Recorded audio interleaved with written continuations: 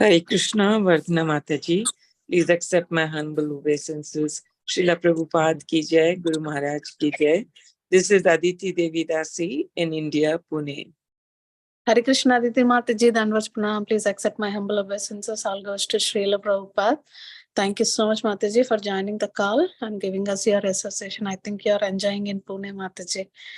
Yes, very Yes, much. sir. Very much. Thank Thank you. you so much. Hare Krishna. Hare Krishna.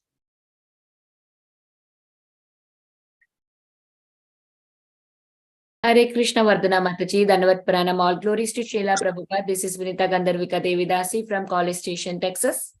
Hare Krishna, Vinita Gandharvika Mataji, Danvas Pranam. Please accept my humble obeisances. All goes to Srila Prabhupada. Thank you so much, Mataji, for joining the call. Hare Krishna. Hare Krishna, all goes to Srila Prabhupada and Guru Maharajis. My humble obeisances to you and all the devotees. This is Krishna Kumari Gundasi from Nagpur. Hare Krishna, Krishna Kumari Mataji, Danvas Pranam. Please accept my humble obeisances. All goes to Srila Prabhupada. Thank you so much, Mataji, for joining the call. Hare Krishna. Hare Krishna, Vardhana Mataji, please accept my humble obeisances. All goes to Prabhupada. All goes to all the Maharajas all over the world. And all goes to all the Bhakti Sanga devotees. Thank you very much for allowing me to join. Dandavat Pranam.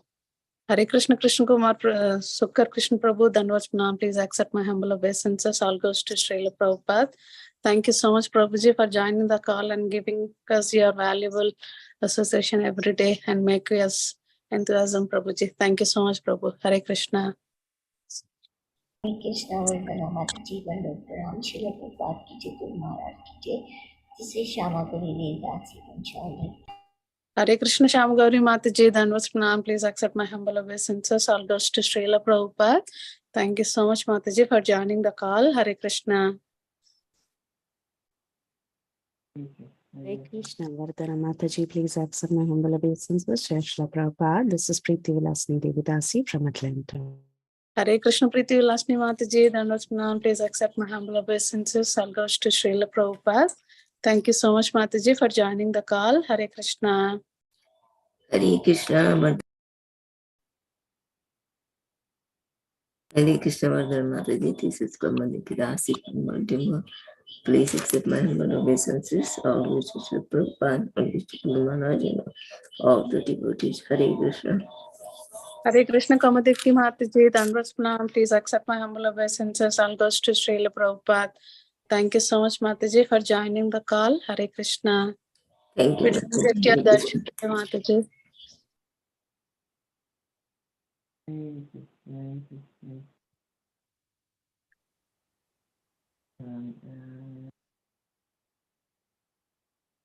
Is anybody else would like to introduce themselves? Hare Krishna Mataji. I'm Sudhakar. I'm joining from Saudi Arabia. All glories to all the devotees. Thank you very much for giving me the opportunity to join this session. Hare Krishna, Sudhakar Prabhuji, Danvas Pranam. Please accept my humble obeisances. All goes to Srila Prabhupada. Thank you so much, Prabhuji, for joining the call. Hare Krishna.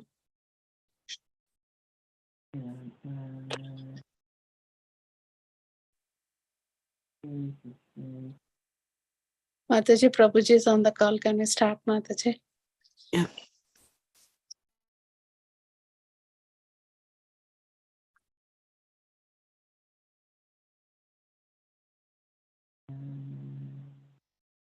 Welcoming all of you to the Bhakti Sanga conference call. Today we are very fortunate to have His Grace Balaram Shakti Prabhuji. Prabhuji is going to enlighten us on the topic of Srimad Bhagavatam, 7th canto, chapter 1, verse number 31. Hare Krishna Prabhuji, Danvas Pranam. Please accept my humble obeisances. All goes to Srila Prabhupada.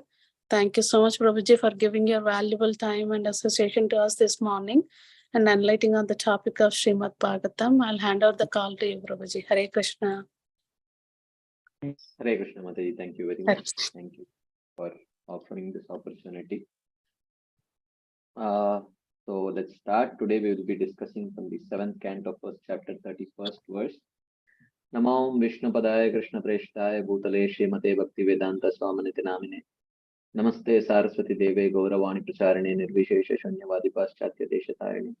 Jai Shri Krishna Chaitanya Prabhu Nityananda Shri Advaita Gadadhara Shivasati Gaura Bhakta Vrinda. Hare Krishna, Krishna Krishna, Hare Hare, Hare Rama, Rama Rama, Hare Hare. Hare Krishna.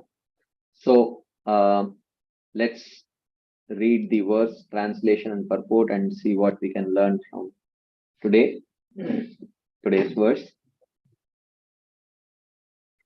Very famous verse. We will read. Gopyak kamad bayat kamso dveshat chaityadayo nripaha sambandhat vrishnaya snehat yoyam bhaktya vayam vibho. This is Narada Muni speaking to King Yudhishthir. He says, my dear King Yudhishthir, the gopis by their lusty desires, Kamsa by his fear, Shishupal and other kings by envy, the Yadus by their familiar relationship with Krishna, you Pandavas by your great affection for Krishna, and we the general devotees by our devotional service have obtained the mercy of Krishna. Of course, the general devotees refers to the Vaidhi Sadhakas, those who achieve perfection by practice of Vaidhi Sadhana only. It refers to them. So, purport.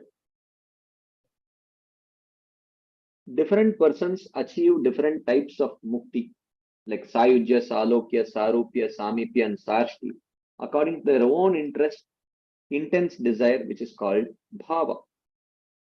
Thus, it is described here that the gopis, by their lusty desires, which were based upon their intense love for Krishna, became the most beloved devotees of the Lord.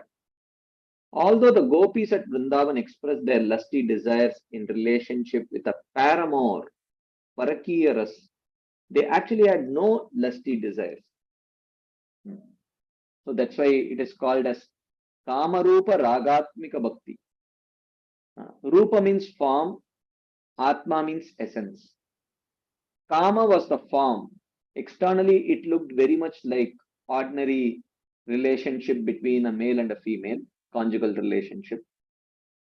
But the Atma was Ragatmika, Raga. Raga means Krishna Saukyartam Eva Kevalam Udyama, where every endeavor is performed purely for the pleasure of Krishna. So even though externally it looks like Kama, but in essence it is Prema.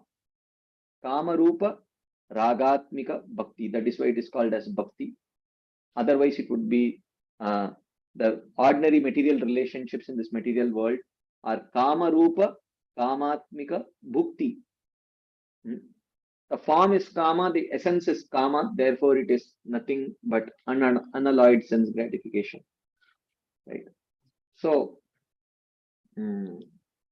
anyways, so this is significant. This is significant of spiritual advancement. Their desires appeared lusty, but actually they were not the lusty desires of the material world. Chaitanya Charitamrita compares the desires of the spiritual and material world to gold and iron. Both gold and iron are metal, but there is a vast difference in their value. The lusty desires of the gopis for Krishna are compared to gold, and the material lusty desires are compared to iron. Kamsa and other enemies of Krishna merged into the existence of Brahman. But why should Krishna's friends and devotees have the same position? Why should they have the same position? Krishna's devotees attain the association of the Lord as his constant companions, either in Vrindavan or in Vaikuntha planets. Similarly, although Narada Muni wanders in the three worlds, he has exalted devotion for Narayana, Aishwaryaman. The Vrishnis and the Yadus and the father and mother of Krishna in Vrindavan all have familial relationships with Krishna, Sambandha Rupa. Krishna's foster father and mother in Vrindavan, however, are more exalted than Vasudeva and Devaki. So he is establishing that yes, everyone attains perfection, but the perfection attained is at different levels. We will, time permitting, we will discuss this towards the end.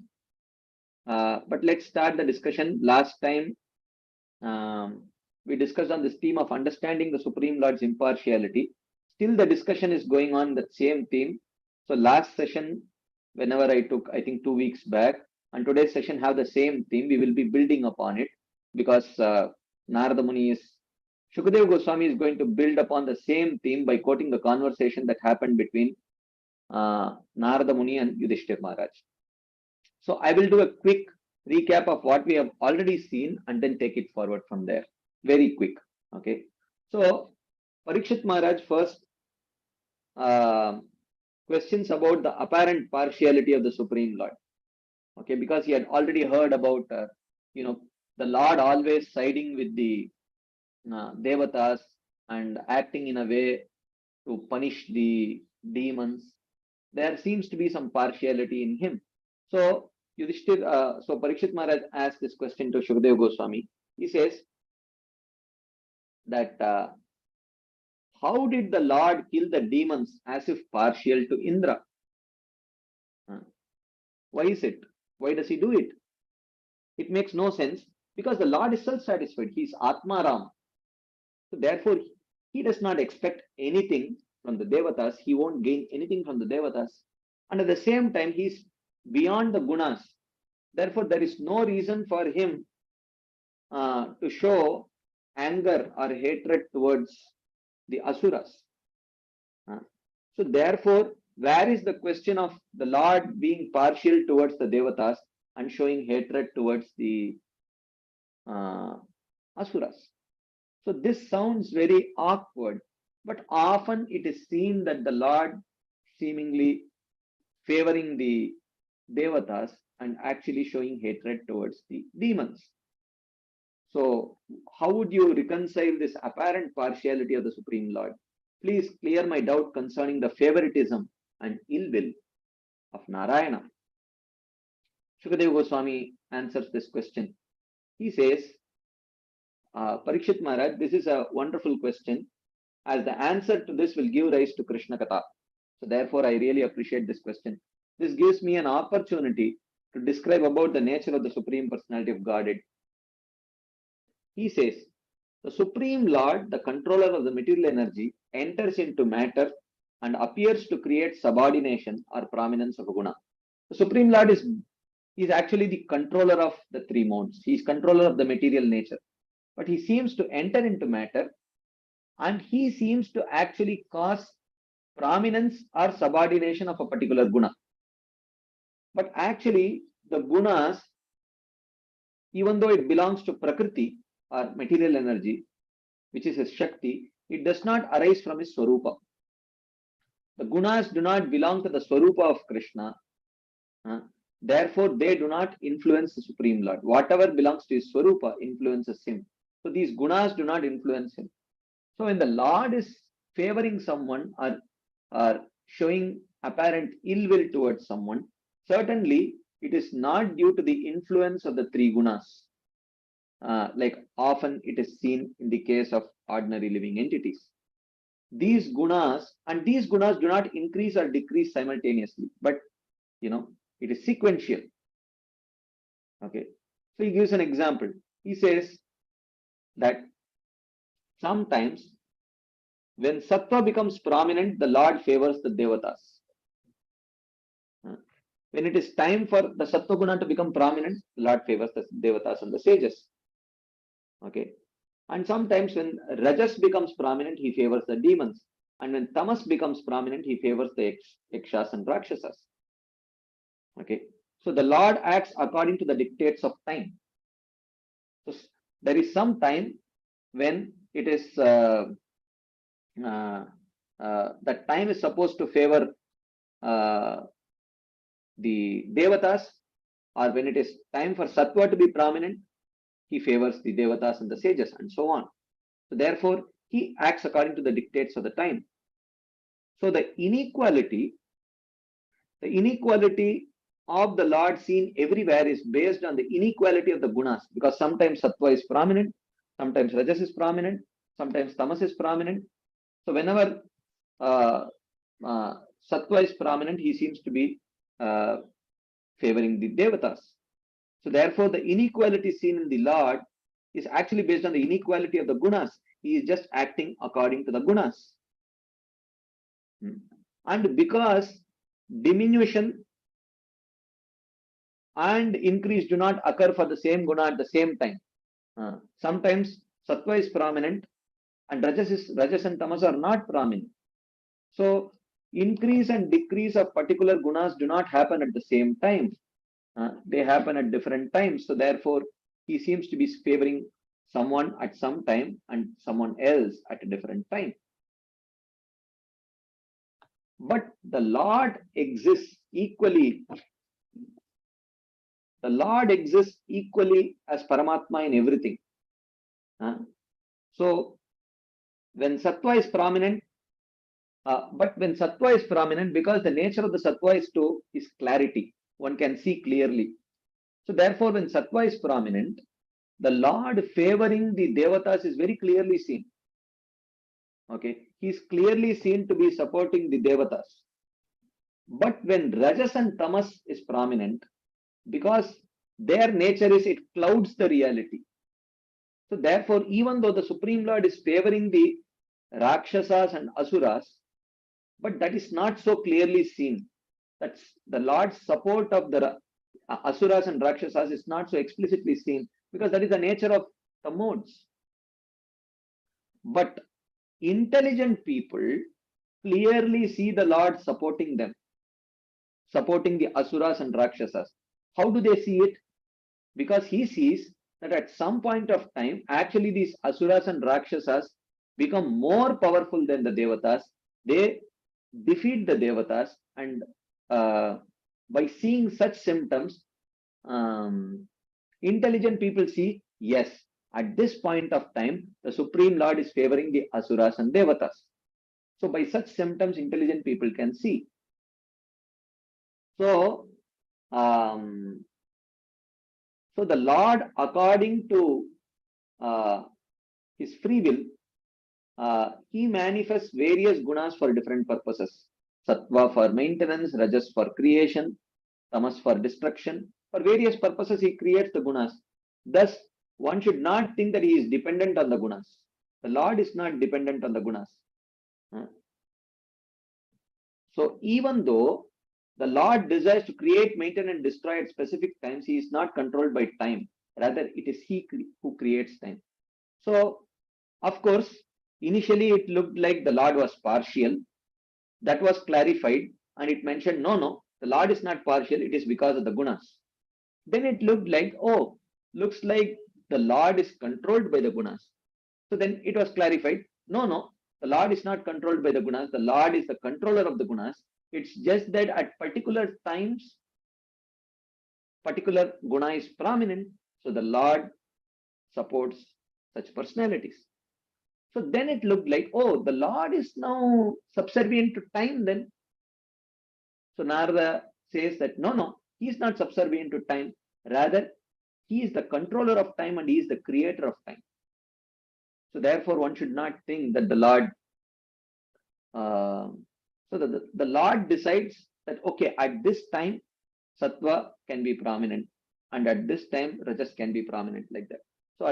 So the Lord is always independent. The Lord is neither controlled by the influence of the gunas, like in the form of hatred, partiality, etc.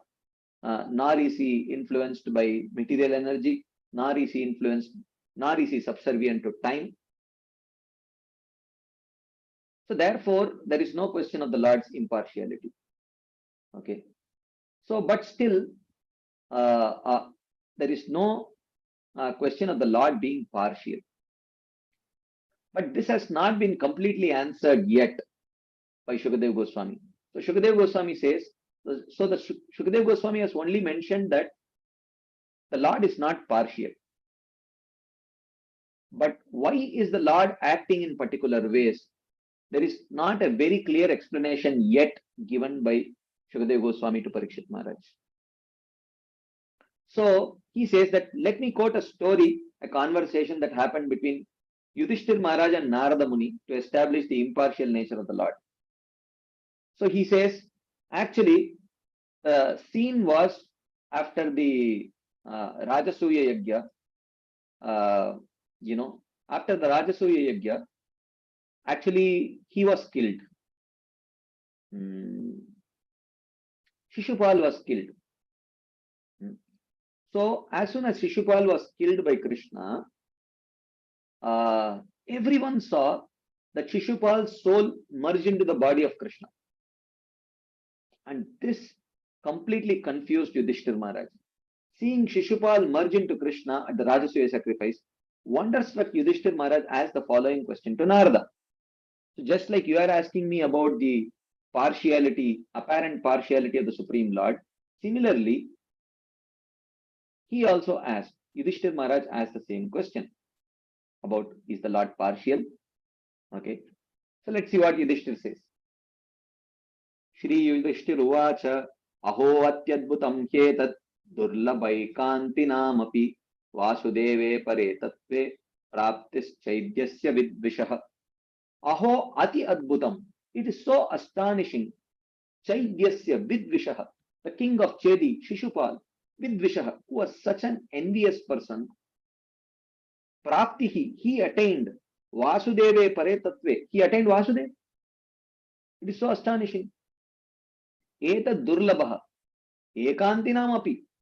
Etad Ekantinamapi Durlabha. This attainment of Sayujya or merging into the Supreme Lord is very, very difficult even for people who are completely detached from this material world. This is not so easy. And I am so surprised that Shishupal attained it. Etad veditum ichchamaha sarva eva vayam mune bhagavan nindaya veno dvijais tamasi patitah. This is all the more, okay, if you say that this is the common practice, you hate the Lord, you get mukti. If this is the rule, I accept it. No problem, because the Lord is independent. He can make any rule he wants. So if you say you hate the Lord, you attain moksha. If that is the rule, I am willing to accept. But I am confused because Sarva eva vayam etad veditum ichchamaha. We all are desirous to hear about this subject matter because venaha patitaha tamasi bhagavad nindaya dvijaihi. Because Vena, he went to hell because of criticizing the Lord. He did the same thing, and Shishupal is attaining liberation. Vena went to hell. So if you say there is the rule that whoever criticizes me gets liberation, I am okay with that rule. But that doesn't seem to be the rule because Vena did the same thing. He went to hell. And Shishupal attained liberation. There must be some consistency, right? So what is the principle here? There seems to be certainly some favoritism here. Is it because Shishupal was the cousin brother of Krishna that despite criticizing him, he attained liberation? But Vena had no bodily connection or relationship with Krishna. Therefore, he was sent to hell. Is that the reason? There seems to be some favoritism here. This is going to confuse a lot of people. We all wish to hear about this subject matter. Can you please explain, O Narada Muni? So he continues. Dama Gosha Sutta Papa Arabhya Kalabhashanat Samprati Amarshi Govinde Dantavakrascha Durmatihi.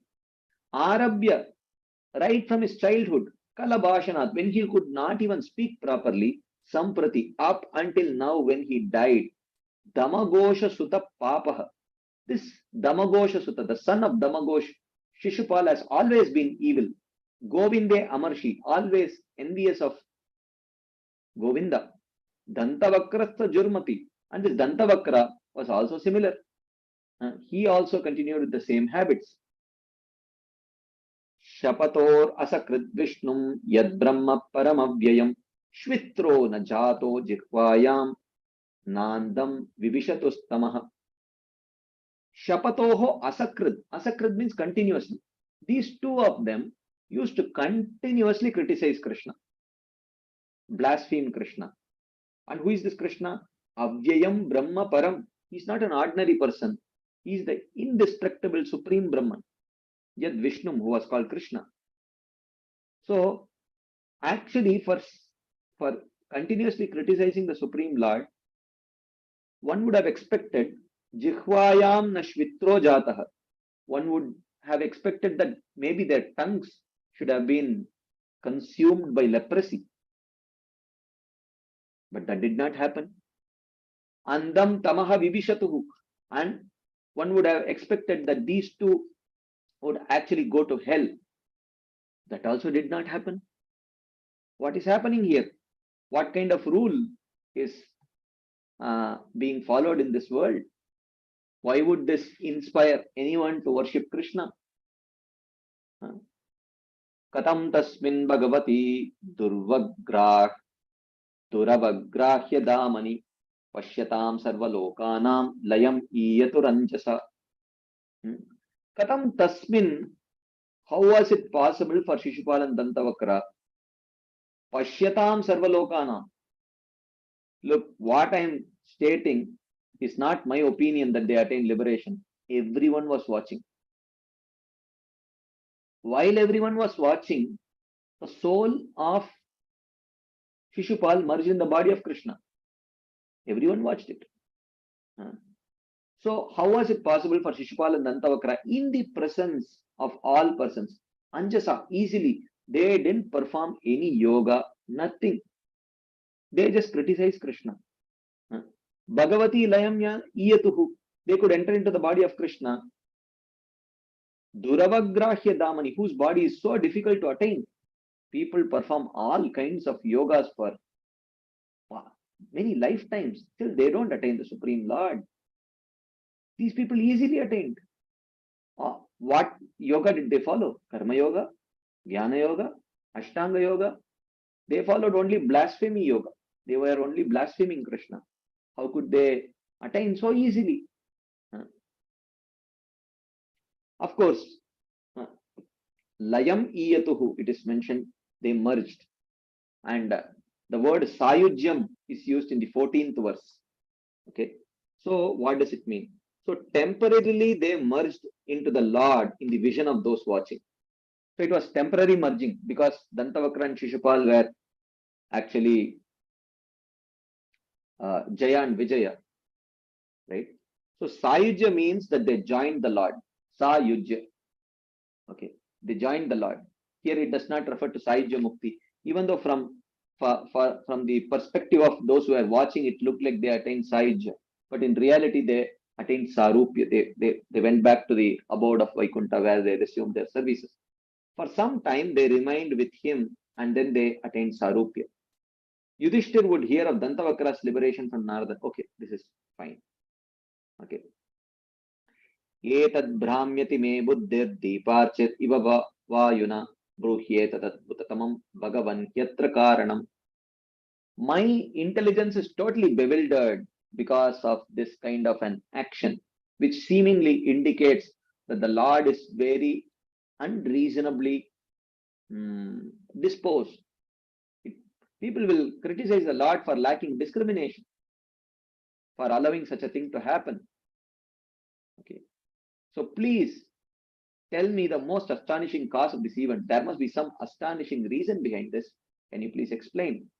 So Narada Muni starts explaining. He said, Ragyas tadvacha akarnya. So this is Shukadeva Goswami mentioning. Narado Bhagavan Rishihi Tushtaha Prahatam Abhashya Shrinvatyas Tatsadakataha. So after hearing this request of Maharaj Yudhishthir, Narada Muni, the most powerful sage, Tushtaha, being pleased, Tam Abhashya Praha, addressing the king, he replied, Sadaha Shrinvatyaha Tatkata. While all of the assembly members were also very attentively hearing to what Narada Muni had to say, because Yudhishthira Maharaj was just a representative. Everyone else were also completely surprised. How could this happen? How could this kind of a thing happen to Shishupal. So Narada Muni replies, Shri Narada Uvacha Nindanastava Satkara Nyakarartam Kalevaram Pradana Parayo Rajan Avivekena Kalpitam. He says, Kalevaram, this body, Nindana Stava Satkara Nyakara Artham, which is subject to criticism, Nindana, Stava, praise, Satkara, honor, Nyakara, dishonor. A body which is subject to criticism, praise, honor and dishonor, Avivekena Kalpitam, is created only due to lack of discrimination. Pradana Parayoho. Pradana is matter. Parayoho is soul. So one gets a material body which is fit to receive criticism and praise, honor and dishonor only if he does not have the discrimination between the self and not self, matter and spirit. Okay. So basically, Narada Muni wants to explain that how the Lord actually was not pained by criticism of Shishupal. Why? Because such a pain, one gets affected by praise or criticism, honor or dishonor, only if they are identifying with the material body. Which he says, even the Jnanis who discriminate between matter and spirit, even they are not affected. Who are these Jnanis? Ordinary living entities.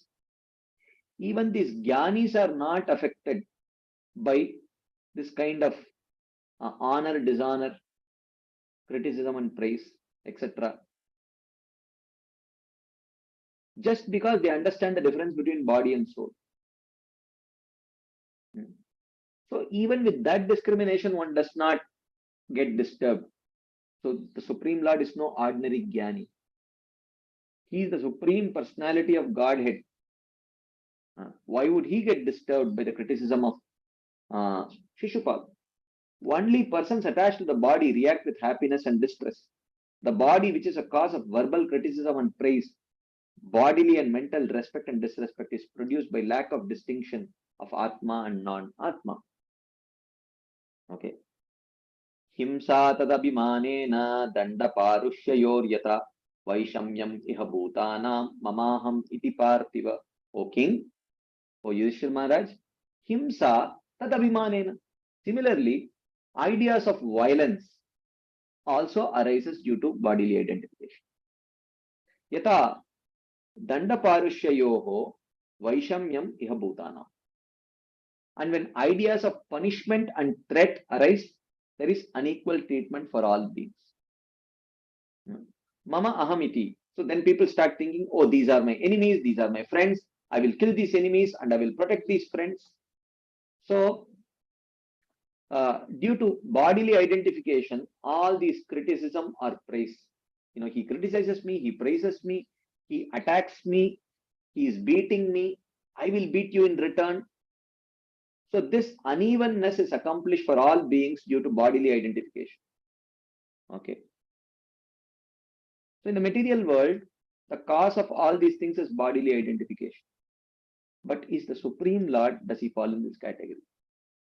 So he says, Yannibaddo bimano yam tadvadat praninam vadaha tatanayasya kaivalyad abhimano kilatmanah parasya damakarturhi himsa kenasya kalpate. Yad nibaddo abhimanah, because of the bodily conception of life, tadvadat ayam praninam vadaha. Because of bodily identification, the living entity thinks, when the body is destroyed, I am also destroyed. When the body is criticized, I am also criticized. When the body is honored, I am honored. When the body is dishonored, I am dishonored. Why? Yan nibaddo abhimana.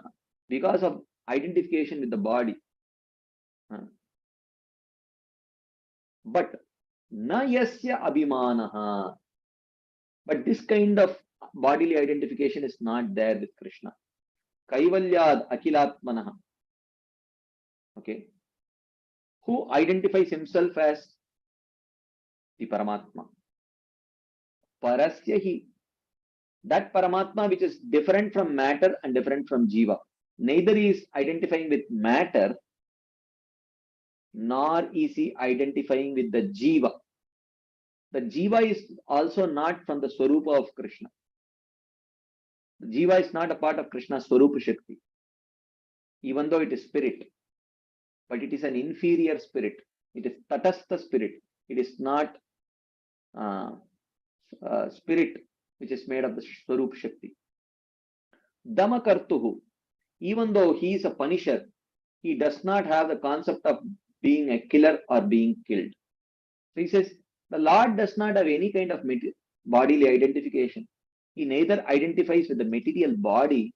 What to speak of that? He does not even identify with the Jiva. Okay, he is superior to both of them. So there is no question of his being disturbed by honor, dishonor, praise, criticism, etc. So he says, even though an ignorant person bound in the body thinks that he has been killed when the body is killed, the Supreme Lord with no material body, identifying himself as Krishna, cannot think of violence since he has no false identity. Because he knows what to speak of that. Nainam chintanti shastrani nainam dahati pavakaha nachainam kledayantyapo nashosheti marutaha. When this is the case of this is the situation of the inferior soul, which is inferior spirit, tatastha spirit. Even that cannot be touched by any matter, gross or subtle. How can the Supreme Lord, who is even superior to the spirit soul, how can he be touched? And he does not identify with either the spirit or the body, or the spirit soul or the body. The meaning is this: for all jivas, there is a body which is not Atma, and there is an Atma, the Jiva. If Krishna were to have such a body and Atma, then he would also have false identities like the Jiva. So, the Jiva has a material body, but the Atma is not material. But when the Jiva identifies with the material body, there is false ego. But for the Supreme Lord, his body is of the same nature. There is no difference between his body and soul. But Krishna's body is non-different from Krishna. Paramatma arising from Krishna's swaroopa identifies himself as Krishna and is made completely of Krishna. He also identifies as Antaryami. So the Lord, when he appears as Krishna, he identifies as Krishna. When he expands as Antaryami, he identifies as Antaryami. But in either case, he does not identify himself as the Jiva's body or the Jiva, which do not arise from the swaroopa of the Lord. So he is not identifying with the material. He does not have a material body. He does not identify with it. He is different from the Jiva and anything made of Maya. He is completely different. So therefore, because of not identifying with things which do not arise from his swarupa, how can he hate anything, and who will hate him?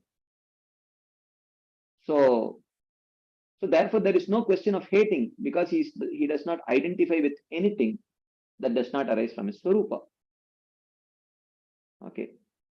So then the question is, does the Lord harm persons like Shishupal who hate him? He punishes them, but for their own benefit. Since he is the friend of all beings, he punishes them for their own benefit. He does not hate them because he is not attached. Hatred and attachment arises from material identification. Because there is no material identification, there is no hatred, there is no preference, Then the question arises, what is wrong with criticizing the Lord? Since it does not affect the Lord in any way, right? What is wrong in criticizing the Lord? Because the Lord is anyways not upset by it, right? So Krishna says, Narada Muni says, Tasmad vairanu bandena nirvairena vayena va Snehat kamena va yunjat katanchinekshate pratak. Tasmad, therefore, vairanu by continuous enmity. He says, therefore, by continuous enmity, or nirvairena, by favorable relationships, snehat kamenava, or by conjugal feelings arising from strong spiritual affection, bhayenava, out of the fear of transgressing morality as an unmarried lover or even as a married lover, katanchit yunjat, the mind should concentrate on the Lord. The mind should concentrate on the Lord because the Lord is superior to matter, the Lord is superior to spirit, and he is not affected by these mundane considerations of hatred or partiality. Na ikshate pratak. So when we fix our mind on the Lord, what happens? One will realize a relationship with the Lord only according to the mode of practice. So if we are even if we have continuous enmity, we will realize a relationship accordingly. Or if we have a favorable relationship or conjugal feelings, whatever it is, one will realize na ikshate pratak. One will realize a relationship with the Lord according to the mode of practice. Okay. So the question is, what is wrong with criticizing the Lord since it does not affect the Lord in any way? The problem is the criticizer will generate bad karma for himself. Okay, he will generate bad karma for himself. This is stated through Kaimutya Nyaya. Nindam Bhagavata Shrinvam Tat Parasya Janasyava Tato Napaiti Yasopi Yatyata Sukritachyutah. One who even hears the blasphemy of the Supreme Lord or his devotees should immediately do something or leave that place, otherwise he will put into hellish life. This is about hearing. What if someone personally criticizes the Supreme Lord? What will happen to him? Certainly he will go to hell and suffer. This is true. So ideally, criticism should give rise to suffering. Criticism of the Supreme Lord. But there are two types of criticism. Favorable criticism and unfavorable criticism. Okay. The favorable criticism is born out of prema. Like for example, this is mentioned in the 10th canto, 47th chapter. So I will read the translation directly. Like a hunter, he cruelly shot the king of the monkeys with arrows, Vali. Lord Ramachandra, hiding behind a tree, not directly confronting Vali, like a hunter, he cruelly shot Vali. Why? Strijitaha, because he was conquered by a woman, his wife, Sita. Okay. Sorry. And because he was conquered by a woman, Strijitaha, Striyam Akrita Virupam, he disfigured another woman who approached him with lusty desires. This was Shurpanaka.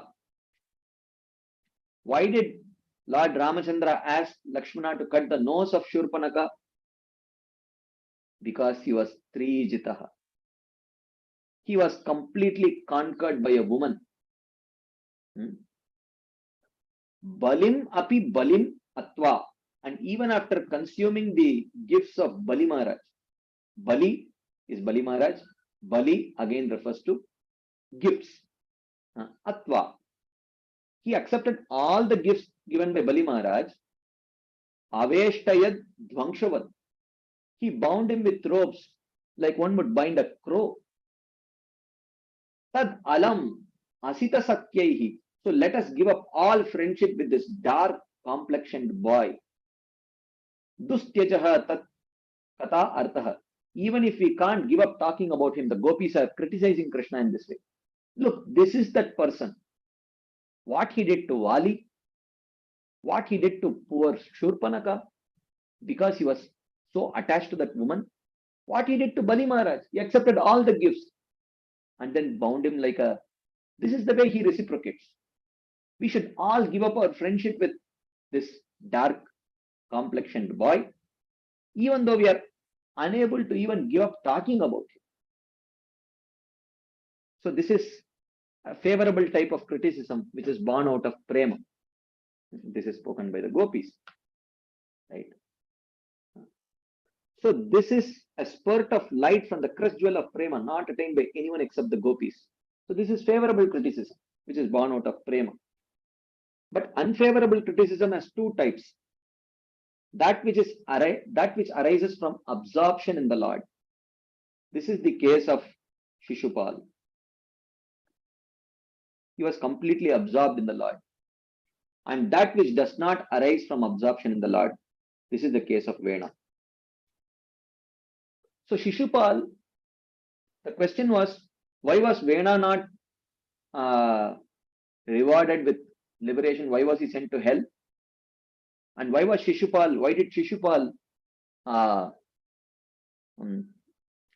Shishupal actually attain liberation? For the same mistake.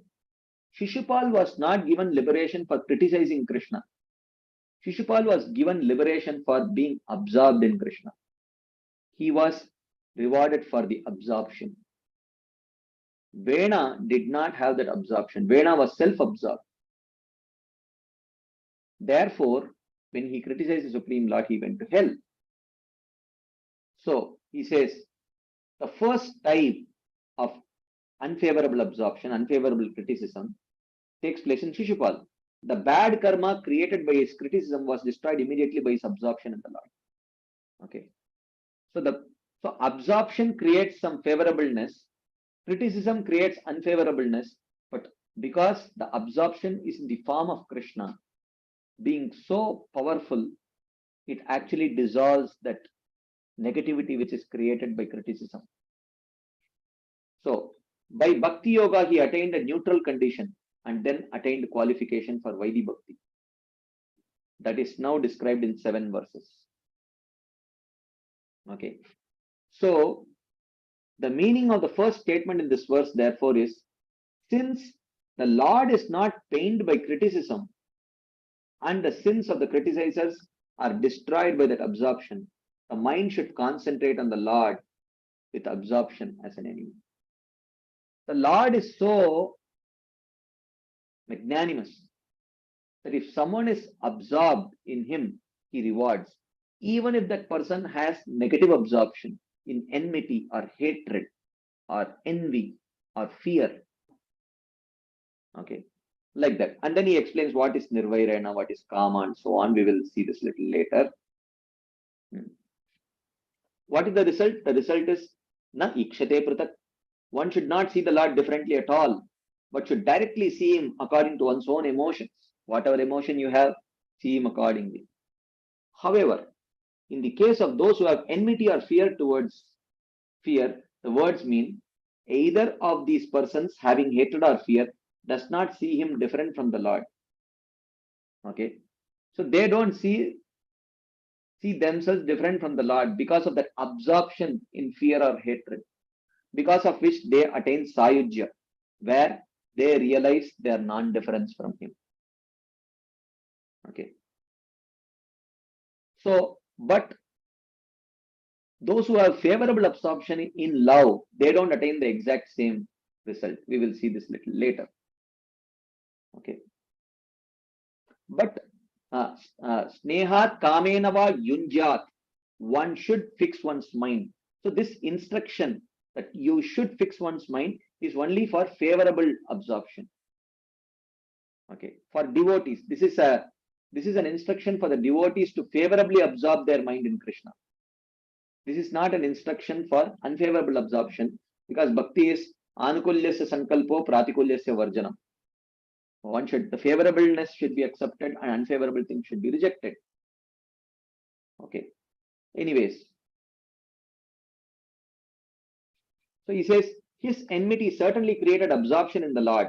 By understanding that the Lord would kill him, he heard, he saw, and he respected the Lord, just as a person understanding that a tiger or a snake will kill him becomes absorbed in that animal with fear and not in any other object.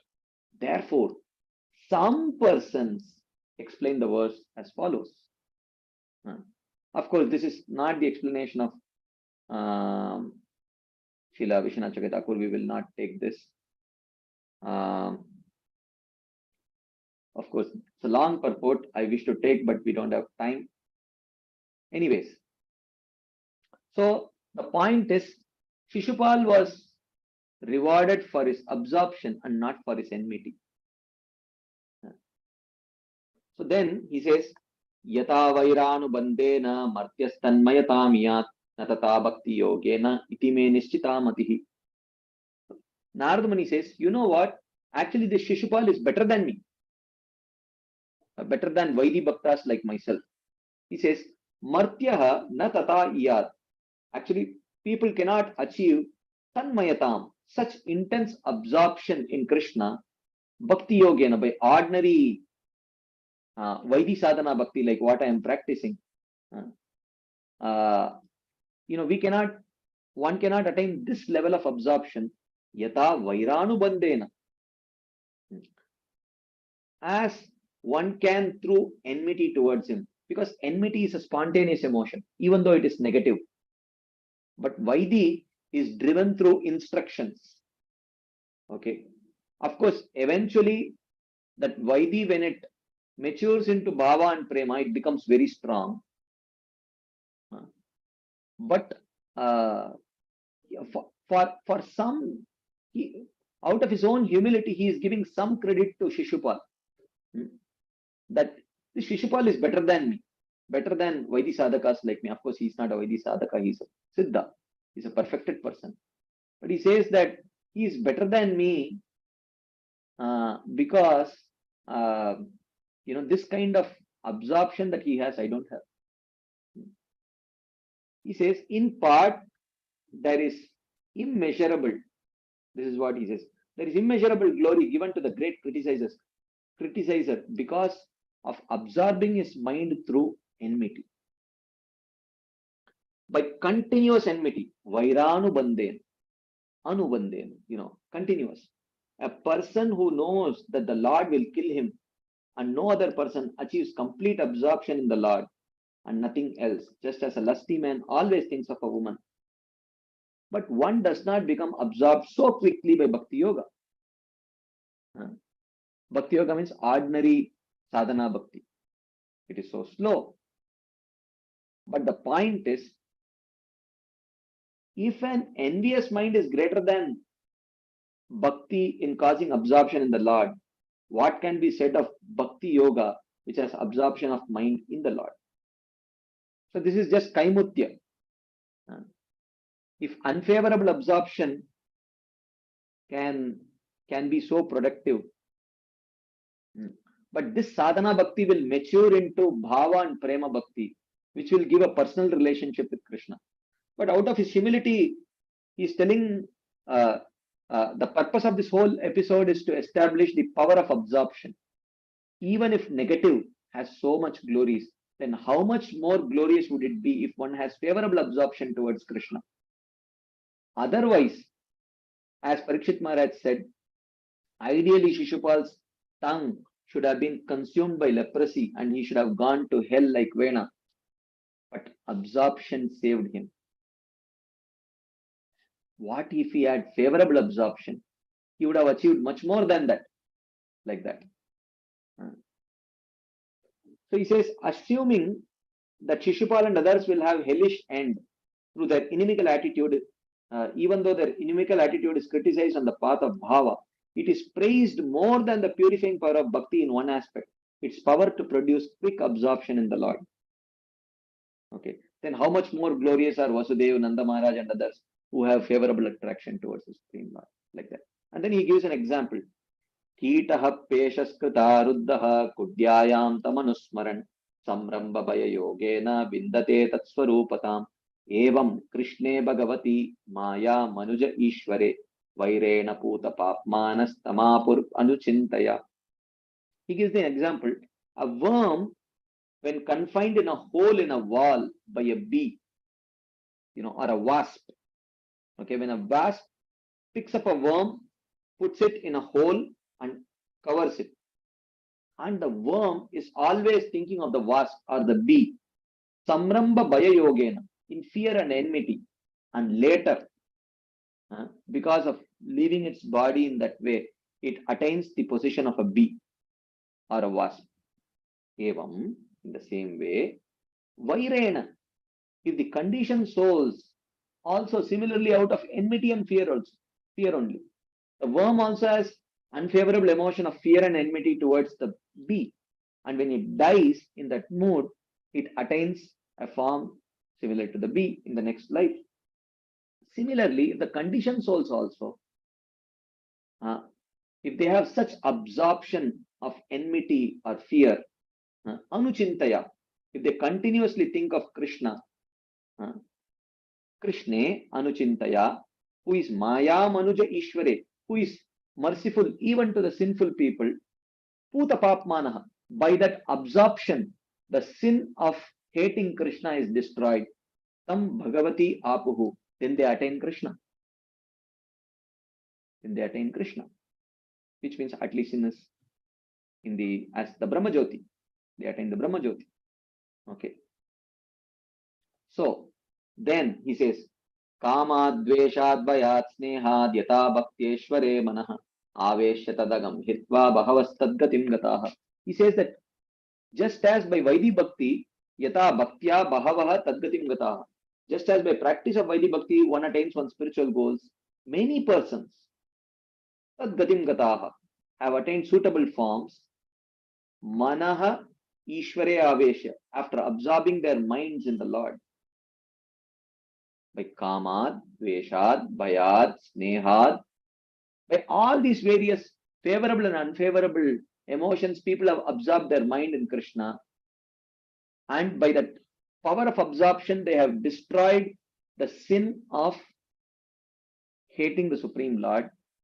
Tad Gatim Gataha, and they have attained favorable destinations.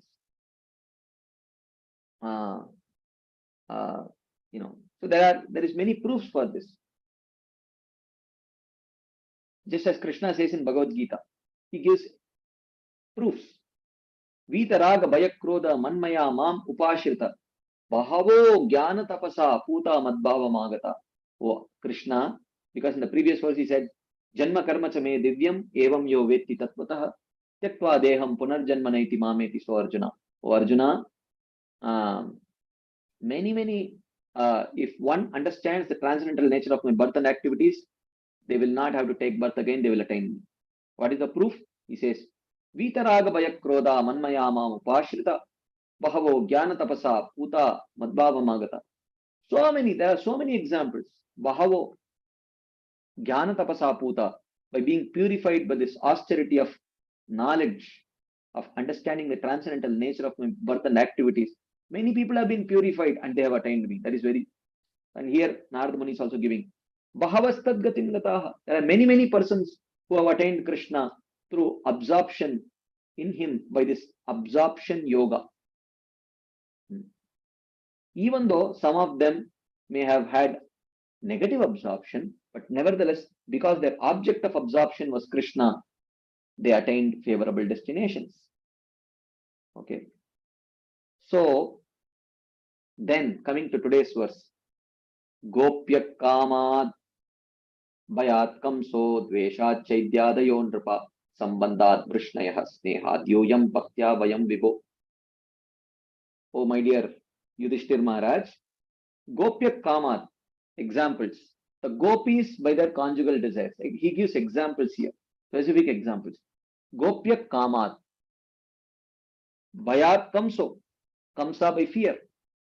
Dveshat Chaidyadayo Nripa, Shishupal and the other envious kings through hatred. Vrishnayaha Yuyam, the Yadus and you Pandavas, Snehat Sambandhat, by your affectionate family relationship with Krishna.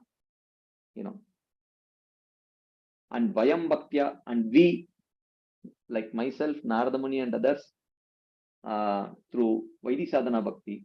This is the proof. So whatever he has, the principle that he has mentioned in the previous verse, he gives the proof in this particular verse. Okay. So he says that, of course, he gives example for all these things. So he says, Kamsa achieved Sayujya. Shishupal, Dantavakra and Poundrak achieved Sarupya. Other enemies achieved Sayujya, Salokya and other suitable goals. So we will come back to this, what they attained. Okay. And but he says, Katamopi na vena syat panchanam purusham prati tasmat kenapyupayena manakrishne niveshayet. Katamaha api panchanam. Any of these 5 types of persons, na venaha, but not vena. Why? Because vena did not have absorption in Krishna. Syat, they will attain their objectives purusham prati, in relationship to the Lord. But tasmat, therefore, manaha krishne niveshayat. One should somehow think of Krishna kenapyupayena, by one of the favorable methods. Because why you want to hate Krishna? Because hatred need not mature into absorption. But sadhana bhakti will mature into absorption at the stage of ruchi, asakti, bhava, prema for sure. Okay, this is one reason. And of course, hatred, even when it reaches the stage of absorption, can give you only Saija Mukti and not the higher forms of liberation. Okay. So, anyways, now let's come to this last one part. Give me just 2 minutes. I will just because Krishna says that everyone will attain perfection. Then the question is, how can the gopis and the vrishnis attain the same destination as Kamsa and Shishupal? This question arises. In Bhakti Rasamrita Srila Rupa Goswami says, Yad arinam priyanam cha prapyam ekam ivoditam tad brahma krishnayor aikyat kirana arka upama jushoho. He says, Yad arinam priyanam cha ekam prapyam iva uditam. So he is quoting the same section from the 7th canto. He says, when it is said that the enemies and the friends of the Lord attain the same end, same destination, Tad Brahma Krishnayor Aikyat, it means the same end only in the sense that Brahman and the personal form of Krishna are one entity. Kirana Arka Upama Jushoho, in the manner that the rays of the sun and the sun are one. Similarly, Brahmajyoti and Supreme Lord's abode are in one sense one, but they are not one in another sense. So, the point is, the doubt may arise how an enemy of Krishna and a friend of Krishna can achieve the same goal. Katanchid nekshate pratak. There is no difference. So this verse clears the doubt. So Bhagavad Gita says, Brahmano hi pratishtha aham. I am the shelter of the impersonal Brahman. Okay, so if someone attains impersonal Brahman, in one sense, it is like attaining the Supreme Lord. So if a person becomes highly qualified, he realizes the condensed form through the appearance of the Lord as Bhagavan with form and qualities. Otherwise, the person realizes the diluted form through the appearance of the Brahman with no form and qualities. So, therefore, people with unfavorable emotions, they attain only the Brahma Jyoti, whereas devotees who approach Krishna with favorable emotions, they attain the abode of Krishna. Okay. He confirms, Srila Rupa Goswami confirms, actually those inimical to the Lord attain only Sahyajya Mukti. He says, Brahmanyevalayam yanti prayena ripavo harehe kechit prapyapi sarupya bhasam majjanti tatsuke. He says, harehe ripavaha, the enemies of the Lord, prayena, generally, Brahmani eva layam yanti. They merge only into the impersonal Brahman. They merge only into the impersonal Brahman. Kechit, some of them, sarupya abhasam prapya api, even though they attain a semblance of a form similar to the Lord's. Sarupya abhasam, they don't even attain sarupya mukti. Sarupya abhasam, majjanti tatsuke, but they remain absorbed in the happiness of Brahman only. So among the enemies, some merge into Brahman, or many merge into Brahman. Others, such as Shrigala Vasudev or Poundrak Vasudev, they attain forms somewhat resembling that of the Lord, but remain merged in the happiness of Brahman. And even in Putana's case, Dhatri Uchitam, it is mentioned that she attained just the form of a nurse. She did not, so Dhatri means, does not mean mother. Dhatri means nurse. Okay. And the Acharyas explain, she attained the form of a nurse, not the form of a mother. And even then, she attained only the form of a nurse. She did not get the service of nursing Krishna. But she was there in one of those, this is called as Aishwarya Goloka, where she got to have the form of a nurse, but she was experiencing nothing close to prema, something much inferior to that. Okay. She just had the form, just like Poundrak Vasudev had 400 form, but that is not Sarupya Mukti. It is called as Sarupya Abhas, where even though he was in Vaikunta with 400 form, he was experiencing the bliss of Brahman only. Majjantihi Tatsuke, like that, and so on.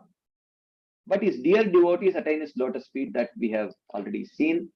Ragabandena Kenapi Tam Vajanto Vrajantyami Angri Padma Sudha Prema Rupas Tasya Priyajana.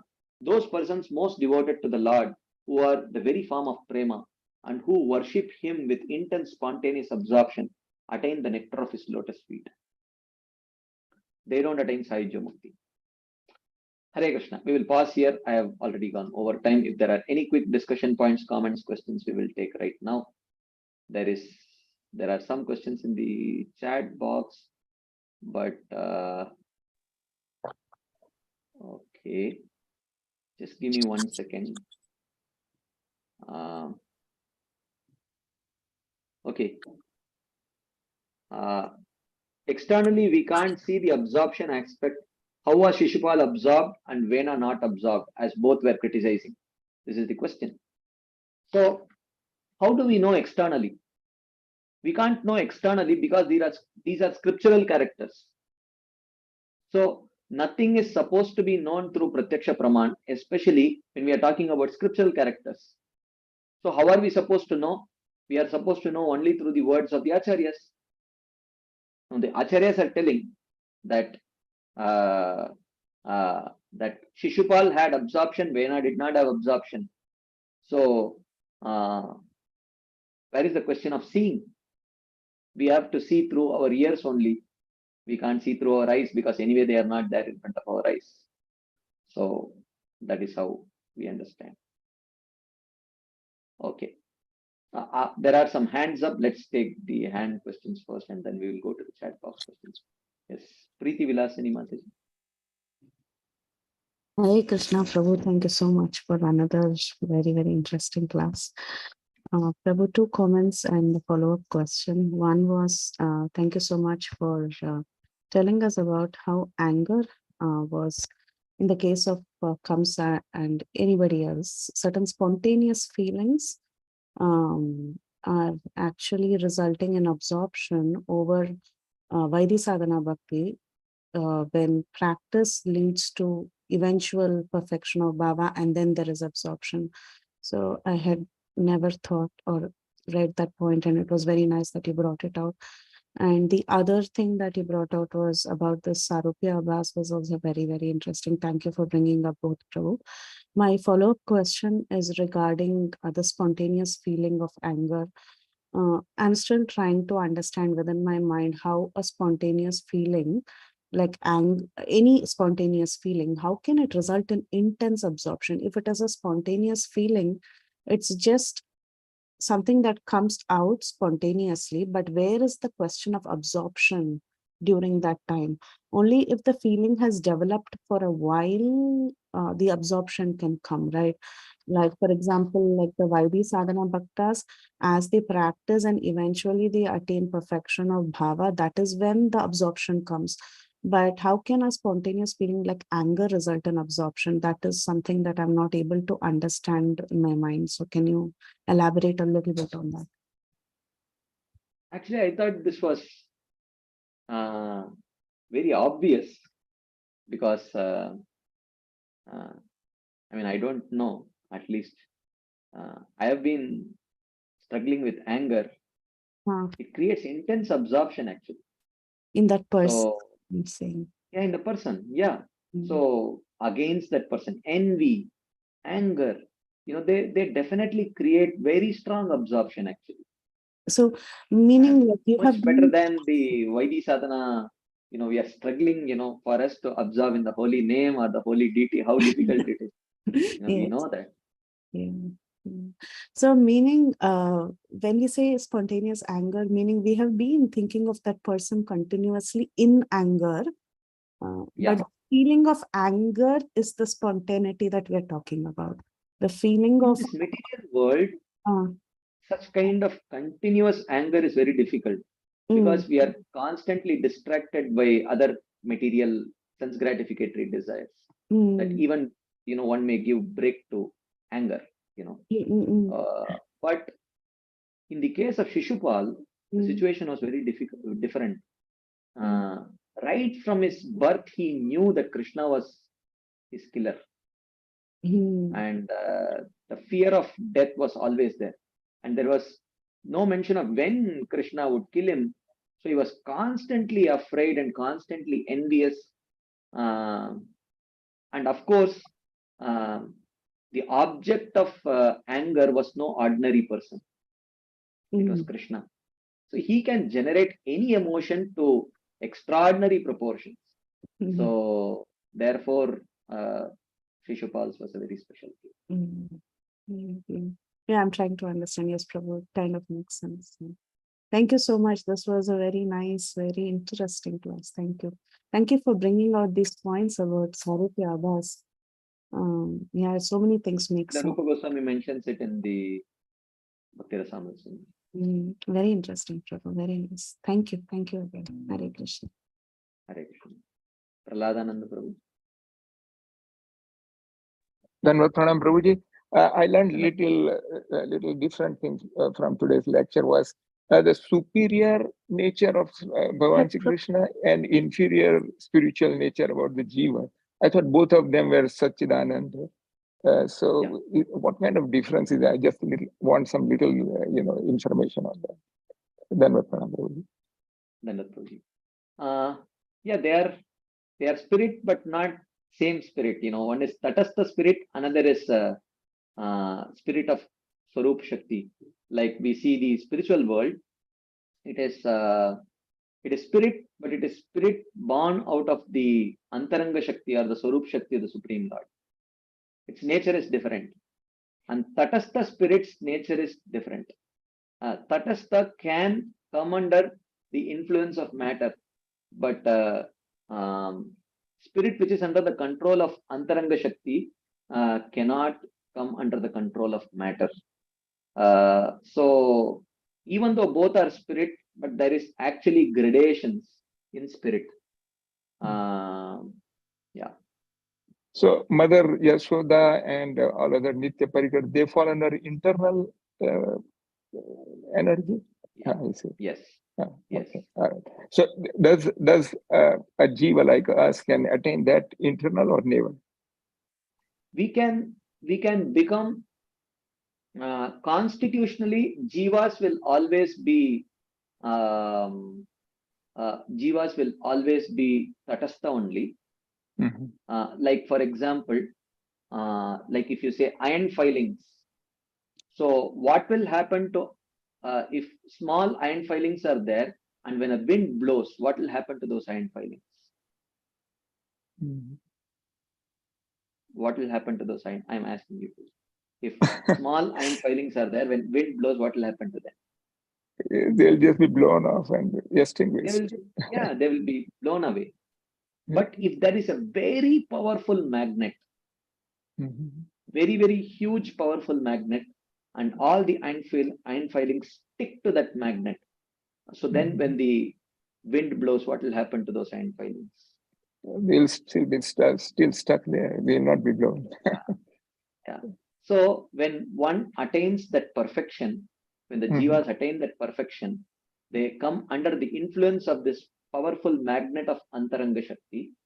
Then the tatastha nature will be completely subdued, because the nature of that Antaranga Shakti will completely take over.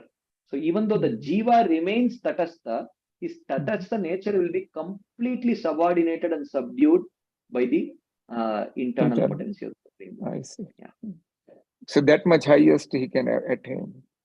Yeah. Yeah. It's as good as being under internal potential. Yeah. Thank you very much for that explanation, Prabhuji. Thank you very much. Hari. Sukakar Krishna Prabhu. Hare Krishna, Balaram Shakti, Dandal Pranam, accept my humble obeisances. Prabhuji, you told one point, Gopis got the same Kamsa and Shishupal destination. That is not able to reconcile at all because Gopis were in such high conjugal. Clarified, na Prabhuji. Already the last part was, I clarified it clearly that Kamsa, Shishupal, they attain, the demons attain only Sahija Mukti, whereas the Gopis and the eternal associates or even devotees, they attain a personal relationship with Krishna. So when it says that both attain the same destination, it means they don't, it means both attain a transcendental destination, but one is Sayujya, another is a personal relationship. Okay, and another thing, Prabhu, how to get absorbed in Krishna? We are doing chanting, we are reading Bhagavatam, Nityam Bhagavatam Seva, Bhakti Sanga classes, but that absorption is not coming. The taste of chanting is not increasing, and but hearing Bhagavatam, it's tasty, but the taste in the chanting is not coming. Yeah, it gradually comes only to the extent of anarthana vritti. Kintvadarad anudinam kalusaiva jushta swadvi kramat bhavati. So with respectful, which means free from offenses, anudinam, every day with regularity and regulation, when we engage in the same activity, swadvi kramat bhavati, gradually over a period of time, it becomes tasteful. And for that, good association like what we have in Bhakti Sangha is very, very critical. Like that. Thank you, Prabhu. Hare Krishna. Hare Krishna. Shiva Kumar Prabhu. Hare Krishna, Prabhu. Prabhu. Prabhu, on the Shlokam 25, I think, Prabhu, because the Lord has no material conception, he is neither affected by prayers nor affected by blasphemy, Prabhu. So, taking that point, jivas who have bodily conception of life, is it practical to go above the dualities of this world, Prabhu? Is the question. Because throughout Bhagavad Gita, the Lord kind of instructs to go about the dualities of the world. Is that even practically possible, given that we have bodily conception of life? Difficult. Actually, bodily conception and not having bodily conception are not just black and white. There are many shades of gray in between. To the extent that we get over, to that extent, we will overcome the dualities. So,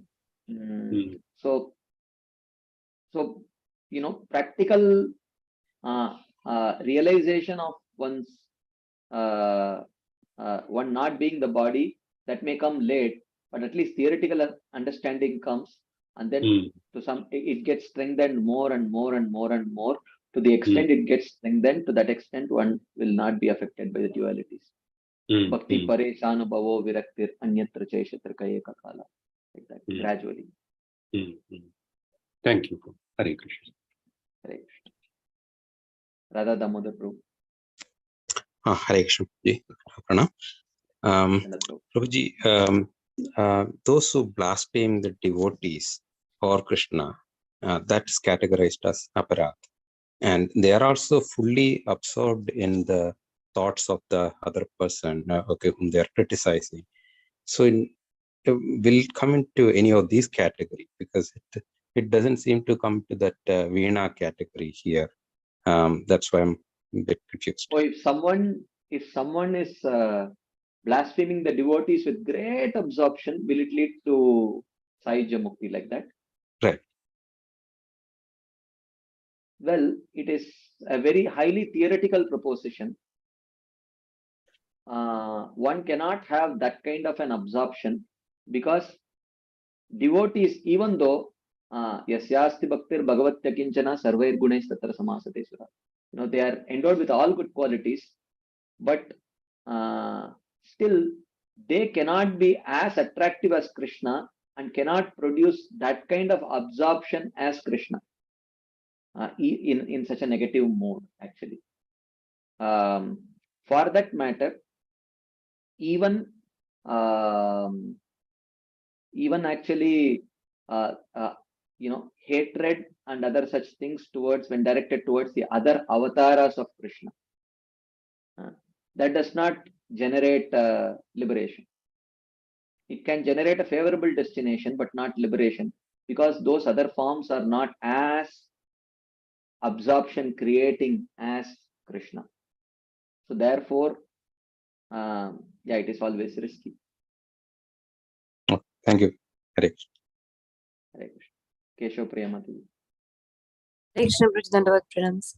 Prabhuji, you are telling that when we are discussing the starting thing, Prabhuji, the Lord is not partial.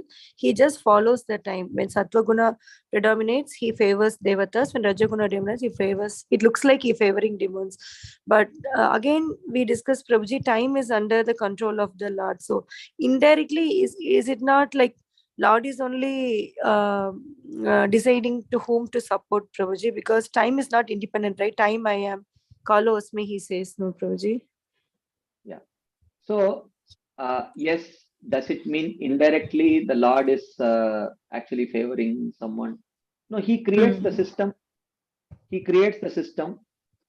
So he does not keep changing the system if he wants to support someone or not support someone. He creates the system, and whoever falls within that system, if they are demons, and if it is time for supporting the demons, they get the support.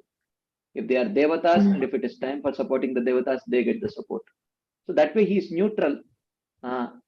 He has made the system in a very neutral way, but he is the maker of the system. Is made by what, Prabhuji? That is my question. Like, is that according to the total collective karma of jivas, this particular material world, when it is created, the time is already, it is predetermined that this particular time sattva should predominate. Is it a pattern, Prabhuji? Krishna follows something like that?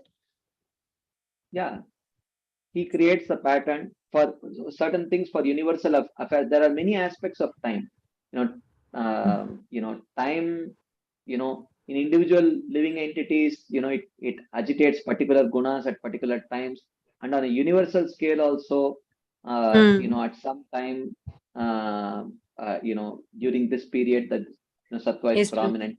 How exactly it is, only Krishna knows. And he creates that system and cycle like that.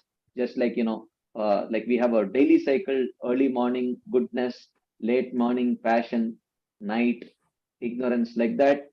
Similar such cycles on a more macro scale are there, which makes sometimes the devatas more powerful, sometimes the asuras, sometimes rakshasas, like that.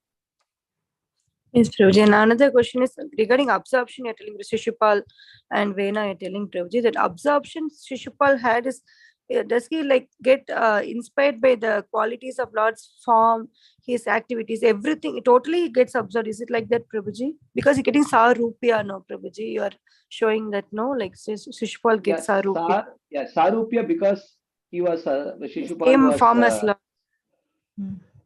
Because Shishupal was actually Jaya Vijaya, so therefore he attained Sarupya. Otherwise, for any other person with that kind of absorption, he would get only Sayujya. Sarupya means getting the form of the Lord, no, Prabhuji? It like similar form of. Yeah. So Shishupal is getting. They were there in Vaikuntha having the same form as Supreme Lord. As Narayana only, no, Prabhuji? Like this Sarupya. Yeah. Yes. Okay, so this is all these things with Narayana form. It is not. It's not Krishna. So Shishupal is with. He had a. Shishupal's case is different. Shishupal's case is different. Shishupal's case is, if you look from a different Krishna, perspective. no, Prabhuji. So ideally, he should, forget about Shishupal. If it was not Shishupal, that demon would have got only Sayujya Mukti. But because this Shishupal was the same as Jaya Vijaya, Therefore, they resumed their sarupya. That is the point.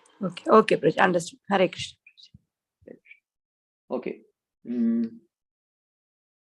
Okay, Lalitangira Dama. Hare Krishna, Prabhuji. Thank you so much for enlightening us in so many different ways, different classes. So there's a question on impartiality of the Lord. I mean, from an outsider's perspective, that he's going all out to help the devas, no matter whatever they have, done mistake after mistake. We can see in the churning of the milk ocean also. And also with respect to Pandavas, it looks like he's there for every single thing for them, whatever they have done. And so how do we, say that he is impartial when his actions like this looks or can be blamed that he's partial? Yeah, that's why he said that, look, it's not that, he said that always you see, that's what we discussed in the beginning, that you do see, because when the devatas get the help of Krishna, that is the time of goodness. And in goodness, the nature of goodness is clarity. So you can clearly see Krishna supporting the devatas. But when it is time for Rajas and Tamas to be prominent, Krishna is supporting the Asuras and Rakshasas, but that cannot be clearly seen because of the nature of the modes. There is no clarity during Rajas and Tamas. So he says, but intelligent people can see Krishna supporting the Asuras and Rakshasas because he see that there is increase in their population and they become victorious over the Devatas. From those signs, one can understand the Lord's support of Asuras and Devatas. But because when they get the support, at that time, Rajas and Tamas is very prominent.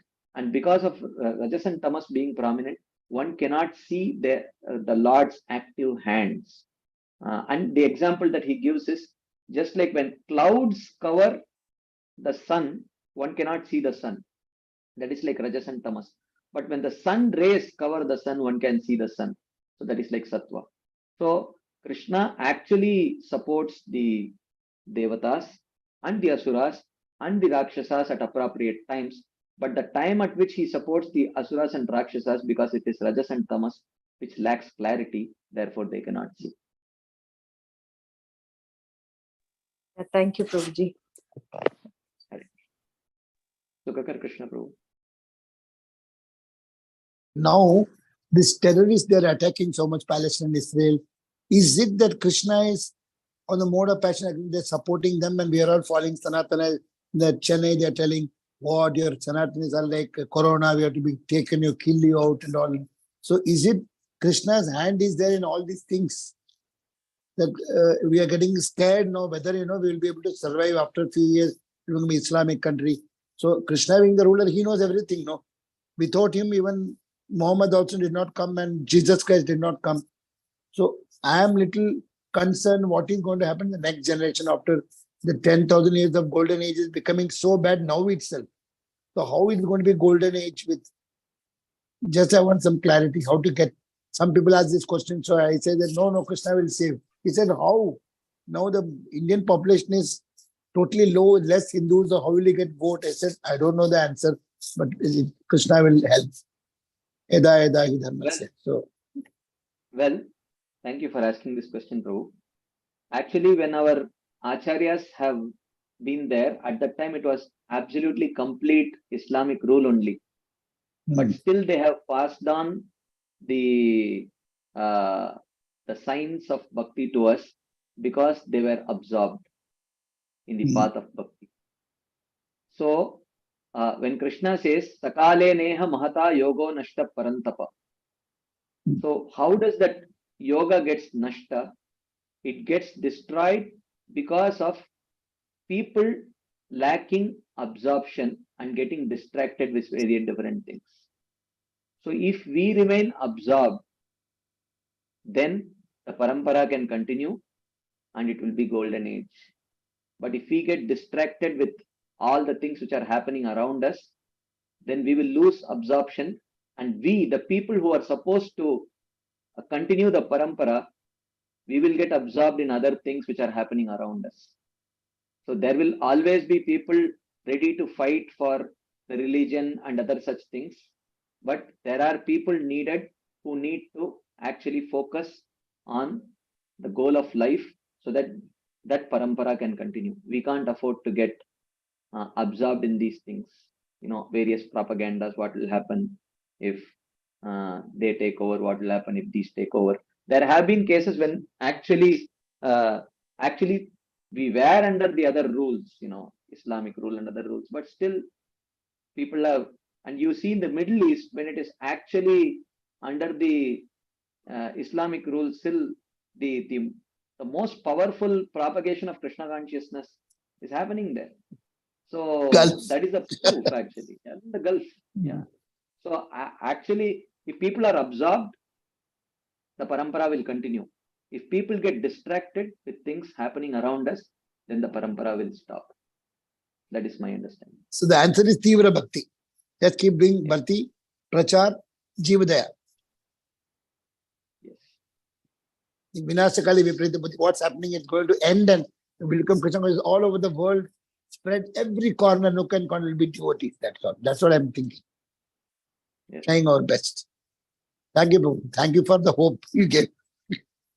Correct. Okay, I don't know. I have time, but I am sure there must be a time to end this session. But whatever the organizers say, I will follow. I think you can go the questions for no Prabhu. I'm there to end the call. What Mataji? You can go ahead with the questions if you have time, Prabhu. I'm there around to end the call, so you can continue. Okay, thank you. Sudhakar Prabhu. Hare Krishna Prabhuji. Yes. Just want to clarify my understanding because something is not getting into my head. In short, what is the fundamental difference between the Sayujya liberation and Swarupa liberation? What I understood from the conversation is Sayujya liberation is that soul joining the God, and Swarupa liberation is soul taking the similar form of the Lord. Is it my understanding right? Yes, Sayujya is where you enter into the Brahma Jyoti and there is no active service to the personal form of the Lord there. But Sarupya Mukti is you go to the abode of the Lord like Vaikuntha, where you may get a form similar to that of the Supreme Lord. That is more personal. It's considered to be one of the personal liberation. Sarupya, Sarshti, Samipya, and Sarshti. And Sayujya is an impersonal liberation. So, okay, in reality, I'm just trying to. So, what's the difference when you have mentioned that Brahma Jyoti and Brahma is same? And then why here the difference is there? Or what is the purpose of the liberation? I'm trying to. Sometimes I get confused. So, what is the whole aim of our soul? Is to get the Sayujya Mukti or Sarupa liberation? For me, I'm just trying to know. Really, till today, I don't know what is this liberation. I just want to reach Golok. So, what does this mean? It depends on if a living entity was come to this material world, is totally frustrated with his material existence, and at the same time, if he is not fortunate enough to get the association of devotees and understand the glories of spiritual relationship with the Supreme Lord, then he aspires for going to a place which is completely free from material sufferings, and that place is Sayujya Mukti. But if someone is fortunate enough to get the association of devotees and gradually in their association develop an appreciation for personal relationship with the Supreme Personality of Godhead, then that person starts aspiring for going to the spiritual world and establishing a personal relationship with the Supreme Lord. So depending on the fortune of that living entity, he develops a different understanding of what is his goal. So, someone may have Sayujya Mukti to be their goal. Someone may have Prema to be their goal. But the goal of the when a soul identifies Sayuja Mukti as the goal, that soul is ill-informed. Ill-informed soul may aspire for Sayuja Mukti. A well-informed soul aspires for prema, like that. Okay. Thank you, Prabhuji. Hare Krishna. Mother Gail.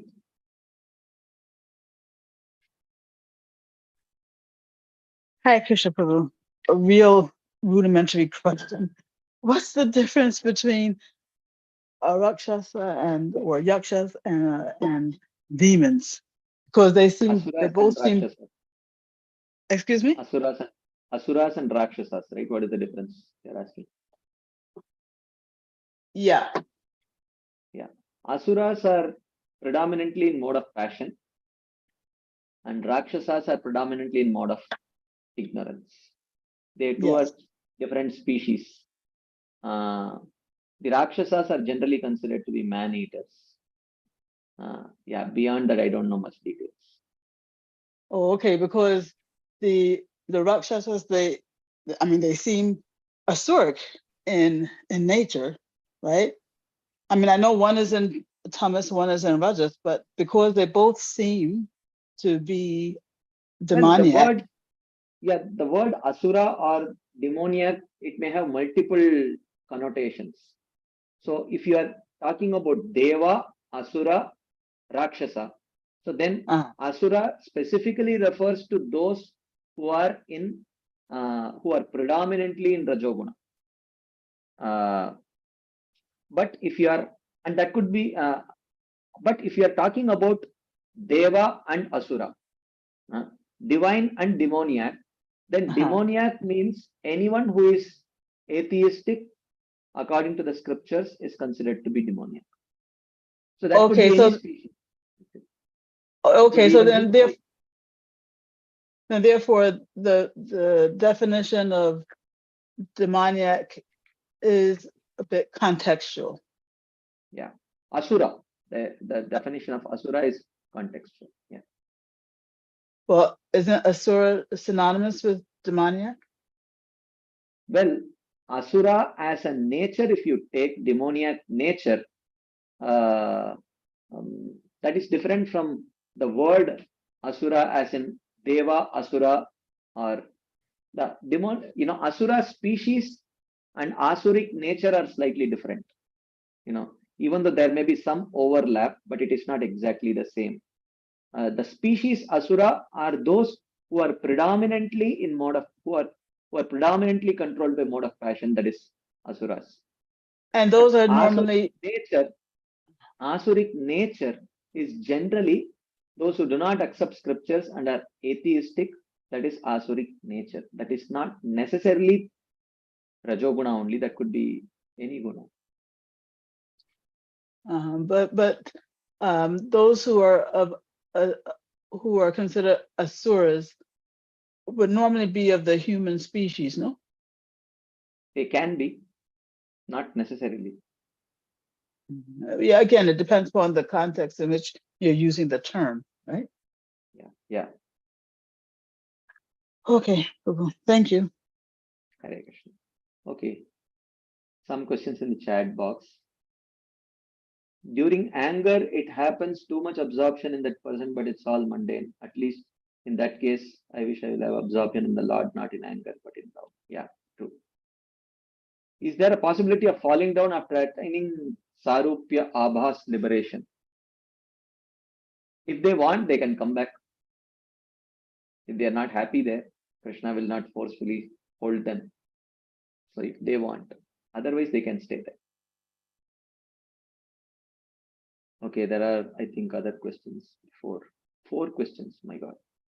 Why all three modes are not acting simultaneously? Actually, all three modes act simultaneously in the jiva, but there is always a predominance of one mode over the other two modes. Rajas Sattvam Tamas Chaiva, Tamas Sattvam Rajastata, like the Krishna says. So there is always a predominance, even though there is not simultaneous predominance of all the modes. Okay, next question. In which case, Lord goes against the demigods who are devotees and helps demons in Tamoguna under karma. this is contradiction. Yeah, I mean, we do see sometimes in the universal reality also, sometimes the devatas are they defeat the demons, sometimes the demons defeat the devatas. So when it is time for Rajas to be prominent, the asuras defeat the devatas. So this is purely according to karma. This is not favoritism at all. Okay, next. So when a devotee crosses the anartha nivritti stage, when a devotee crosses the anartha stage, is realized one that he will be at the soul level. When he crosses anartha nivritti stage, will he be at the level of soul? No. So when he reaches the stage of bhava, a devotee attains his position of self-realization. Okay, next question. 3 modes are not factors for the Lord. Then the mind is tamo, rajo, less sato. But Bhagavad Gita, Lord as mind should be given to the Lord. Yeah, I don't understand the question clearly. Yeah, the 3 modes are not there in the Lord, but if a living entity is covered by the 3 modes, so when he gives his mind to the Supreme Lord, then it leads to the subduing of the material modes because the Lord is transcendental. And when the modes get subdued, then one is able to meditate on the Supreme Lord. Like that. Okay. Okay, so I think we will pause here. Thank you very much. Okay. Yes, Jyoti Mataji. Hare Krishna, Dandavad Pranam Prabhuji. I ek minute mein prashna chal.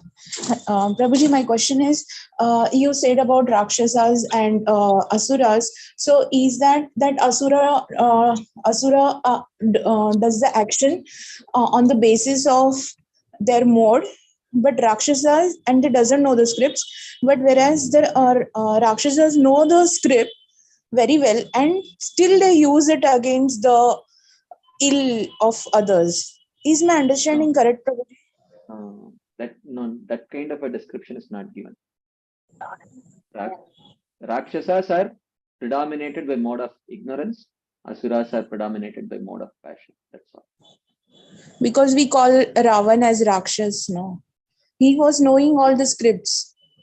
Incidentally, he also was knowing all the scriptures.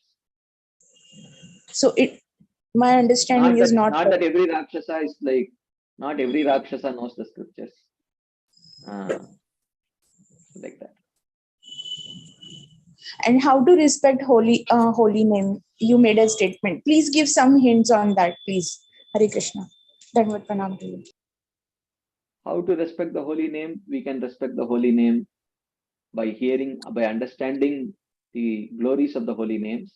And once we are convinced by hearing the glories of the holy names, of course, just by hearing, we will not be convinced, but we should also have live examples of those who treat the holy names with utmost respect, and in their association, we will also develop respect for the holy name. And subsequently, by hearing more about the glories and the ways in which we can respect the holy name by chanting attentively, not committing the other offenses towards the holy name, that way we can properly respect the holy name. Okay, I think we will pause here. Definitely grateful to you, Prabhuji. Thank you so much. Hare Krishna. Okay, we will end Krishna, here. Prabhuji. Yeah, thank you so much for your wonderful class, Prabhu. We are very grateful to you and very nice, wonderful question and answer session, Prabhu. We look forward for your association again. And thank you so much, Prabhu. Let us pay obeisances to Prabhuji and all the Vaishnavas. Vancha Kalpatarubhascha Vaishnavebhyo Namo Namah. Jai Srila Prabhupada ki jai. Balaram Shakti Prabhuji ki jai. Thank you, Prabhuji. Such a beautiful class. So happy to see you again. Radhe Radhe. Radhe Shyam. Thank you very much, everybody. Thank you, Prabhuji. Hare Krishna. Hare Krishna. Hare Krishna. Hare Krishna. Radhe Radhe. Radhe Radhe. Jai Jai Shri Radhesham. Gauranga, Nityananda, Nityananda, Gauranga, Gauranga, Nityananda.